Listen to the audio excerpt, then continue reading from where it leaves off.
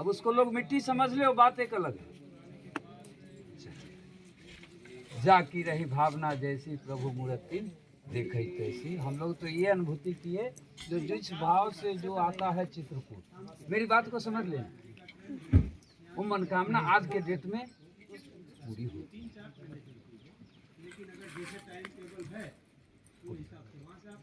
अब तुम लोग अपना अपना मन का भाव देखो, जो मैं क्या भाव से आया हूँ यहाँ। अपनी भाव देखना, दूसरे के भाव ना देखना। ये धाम है, बैराग की भूमि है, तपलोक है। अच्छे अच्छे ज्ञानी नहीं समझ पाते चित्रकूट में कहाँ क्या है, आज तक नहीं समझ पाए।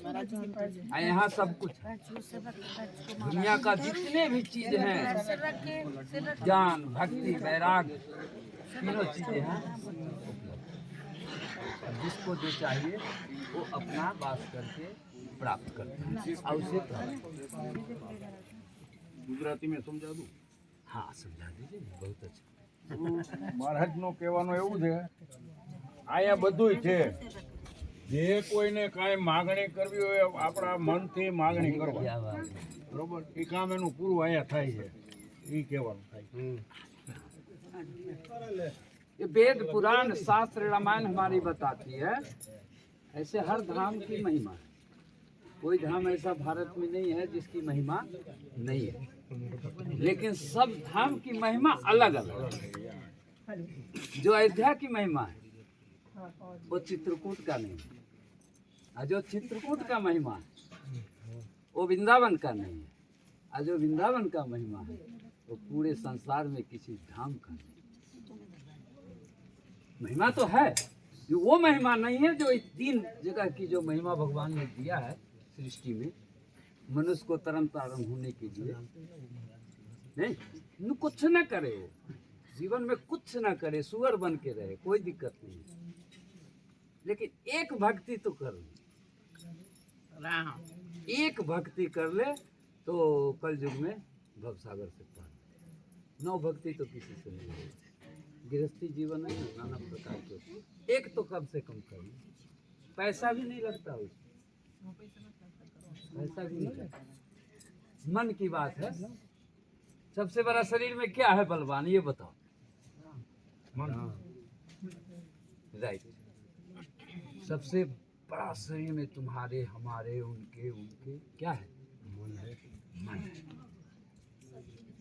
मन के गति से ही तो आदमी कोई काम करता है। शरीर तो बेचारा कुछ करता नहीं, इसको तो जो मन कहता है वो करता है? मन को समझा लो ना, ये हमें हानि देता है, इससे हमें कोई लाभ नहीं।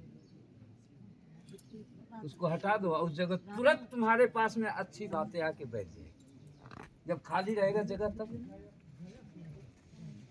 अब भगवान नहीं है किसी के अंदर तो तुम बोल किसको कि आज तक कोई पूरा शरीर। देखिए हमारे महाराज जी कथावाचक जी आए हैं, पंडित जी। फाड़ देता हूँ फिर भी भगवान नहीं दिखते।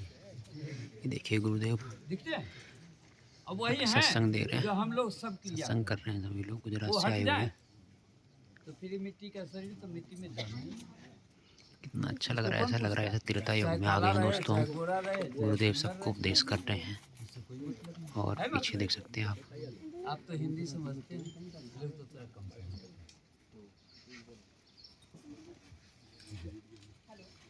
आगे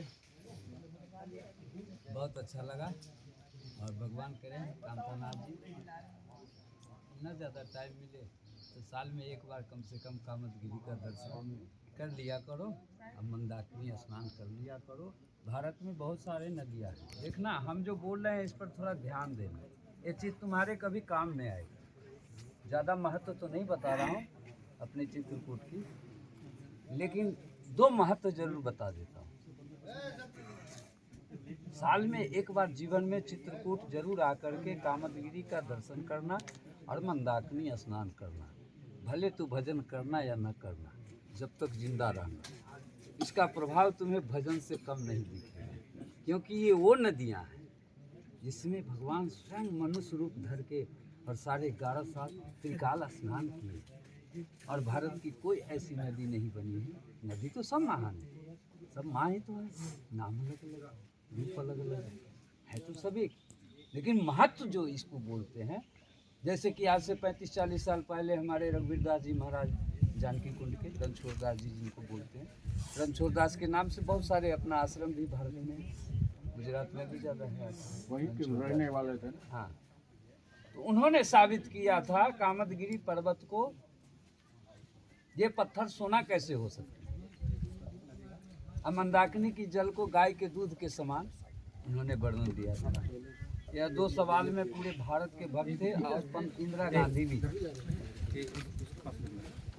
रघुवीर लाएंगे पत्थर और पानी का, तुम लोग कहोगे जी कि बाबा सिंह कुछ करके लाया होगा, किसी भगत को भेज कि तू जा एक पत्थर उठा के कामदगिरी पर्वत पर लेके आ गया, वो तो सिद्ध था नहीं। अब वही आदमी सिद्ध कर सकता है उसको सोना जो सिद्ध है, बाकी के पत्थर हाथ में आने से सोना नहीं हो सकता। भगत के हाथ में सोना नहीं हुआ, महात्मा के हाथ में गया तो एक हाथ में बोतल लिया, एक हाथ में लिया तो गाय के दूध के बराबर उसको साथ दिखा, और वो पत्थर उसके हाथ में जाते सोना हो। जब भगवान थे हमारे राम जी 11.5 साल, तो कामदगिरी पर्वत जिसको हम लोग परिक्रमा लगाते हैं, वो सोने के हीरे से जलता। उस समय लाइट उठ नहीं,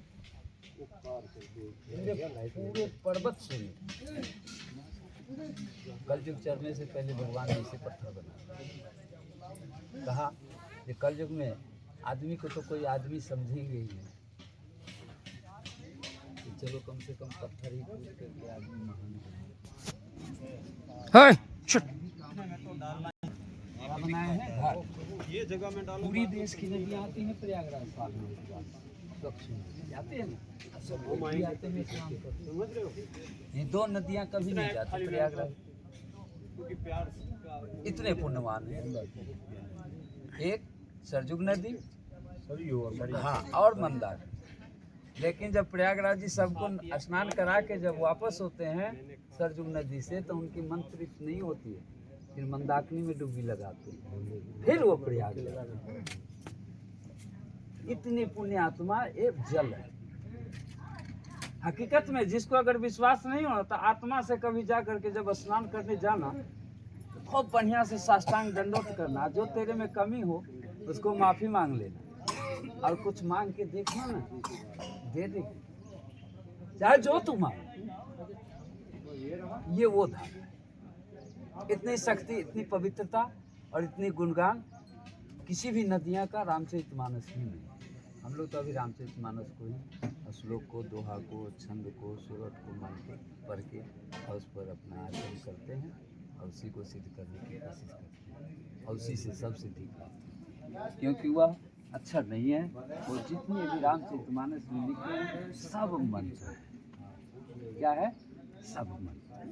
जो चौपाई तुम्हें अच्छा लग जाए, वही चौपाई को तुम पढ़ते रह जाओ तो तुम्हारा कल्याण हो। अब इससे सरल भक्ति मैं नहीं बताती। शक्ति है उनके नाम में, और उनमें कितनी शक्ति है इसका तो कोई बखान ही नहीं कर सका, तो मैं कौन होता हूँ उनका बखान करने। लेकिन कलयुग में सहज रूप से भगवान से मिलने के लिए, भगवान की कृपा प्राप्त करने के लिए एक भक्ति के बाद नहीं तो दूसरा कोई उपाय। बिना भक्ति किए हुए अपना नहीं तुम शरीर को निभा सकते हो, तो दूसरे को क्या निभाओ? नहीं, पहले अपने बचो, दूसरे को बचाने से पहले स्वयं को मजबूत हो, तब तुम किसी को बचा सकते। जब तुम्हारे में ही शक्ति नहीं रहेगा तो तुम दूसरे को क्या बचाओगे? तो शक्ति कैसे आएगी? नाम से, नाम से आएगी। और दूसरा, कलयुग में कोई आधार नहीं है। कलयुग केवल नाम आधारा, सुमेरी सुमेरी भव उतरहु पहाड़ा। साफ तुलसीदास जी ने लिख दिया है। और इससे सरलता भक्ति कोई जो खोजता है देश में, कोई भी भक्त नहीं मिलना है। 100 जगह जाओगे 100 तरह की बात तुम्हें सुनने को मिलेगी, आंसर उसका एक ही निकलेगा। आंसर उसका एक ही निकलेगा। अलग अलग भाव से सब अपने अपने भगवान के जैसे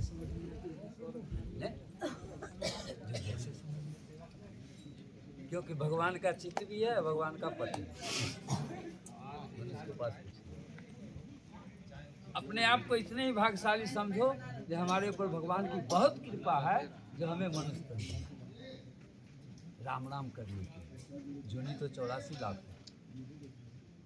सबको इतना ज्ञान, इतनी सुंदरता और इतनी अखंड स्वतंत्रता नहीं दिए।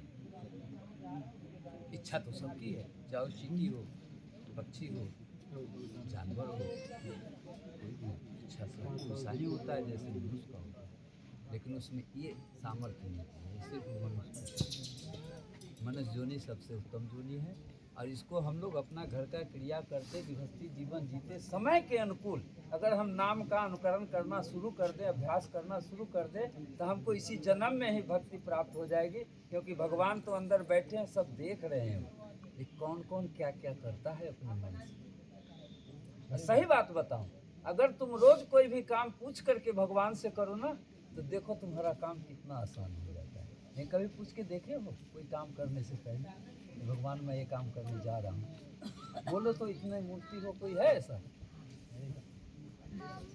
तुम सब काम भगवान से पूछ के करते हो, कैसा काम होता है तुम्हारा? अच्छा होता है। जब भी कहीं भी जाते हैं पहले उसको आगे खोते हैं, हमारा भी वैसा ही है। बहुत सुंदर, ऐसी भाव सबको होना चाहिए। तो फिर उसको साथ में रखना। भगवान की भक्ति और कृपा पाने में देर नहीं लगती।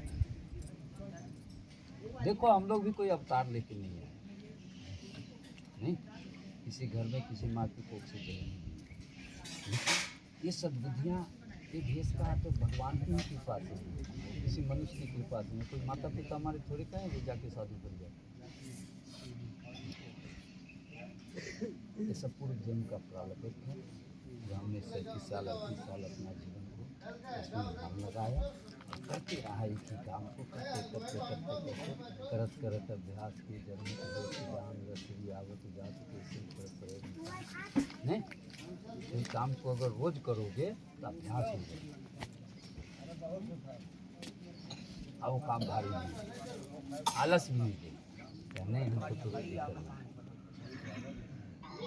लेकिन लोग सुनते तो हैं, बोलते तो हैं, करते ये है मोनी मंगा है सुरक्षित।